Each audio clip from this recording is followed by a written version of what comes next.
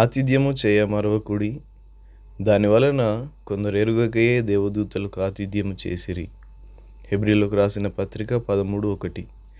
బంధువులు కానీ అతిథులు కానీ మన ఇంటికి వచ్చినప్పుడు వీళ్ళెందుకు వచ్చారు, అసలు రాకుండానే బాగుండేదని మనసులో తిట్టుకుంటూ కొందరు ఆతిథ్యం ఇస్తారు. మరికొందరు ఇంటికి విచ్చేసిన అతిథులను ప్రేమతో ఆహ్వానించి వారికి ఆతిథ్యం ఇస్తూ వారి ప్రేమను పంచుకుంటారు. ఇటువంటి వారు బహు కొద్ది మందే ఉంటారు. చికాగోలోని ఒక వ్యాపారవేత్త తన భార్యకు ఫోన్ చేసి విదేశీ స్నేహితుడొకరిని ఆనాటి రాత్రి భోజనానికి అతిథిగా ఆహ్వానించవచ్చా లేదా అని అడిగాడు.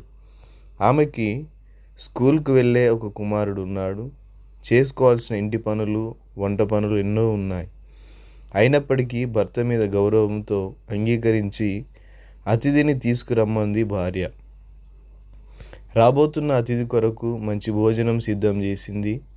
భర్త తన స్నేహితుని ఆ రాత్రి విందుకు తీసుకొచ్చాడు.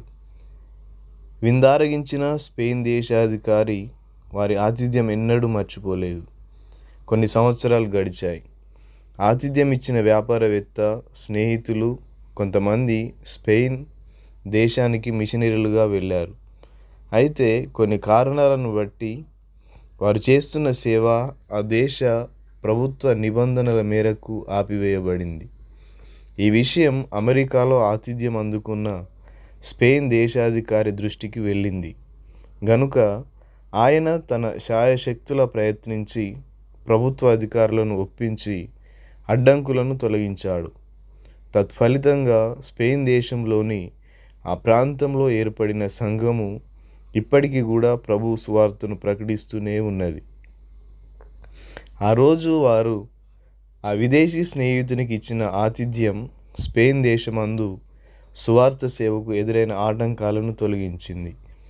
ఆనాటి ఆతిథ్యం బహు దీవెనకరముగా మారింది. కాబట్టి ప్రియ దేవుని బిడ్డలారా, ఆతిథ్యం ఇవ్వడం మరవకూడదు. ఇంటికి ఎవరైనా వస్తే విసుగు కొనక, సనువు కొనక, మీరు కలిగి ఉన్న ఆత్మీయతను ప్రేమతోనూ క్రియలతోనూ వారికి చూపించండి.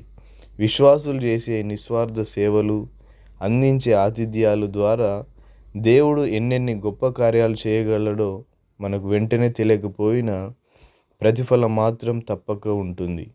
అతిథులకు ఆతిథ్యం ఇవ్వడంలో ఎన్నడూ వెనుకంజ వేయక ఆనందముతో ఆతిథ్యమియుడి, గొప్ప ఆశీర్వాదములు పొందుకొనండి. ఆతిథ్యం చేయ మరవకుడి, దానివలన కొందరు ఎరుగకే దేవదూతలకు ఆతిథ్యం చేసిరి. Thank you. God bless you.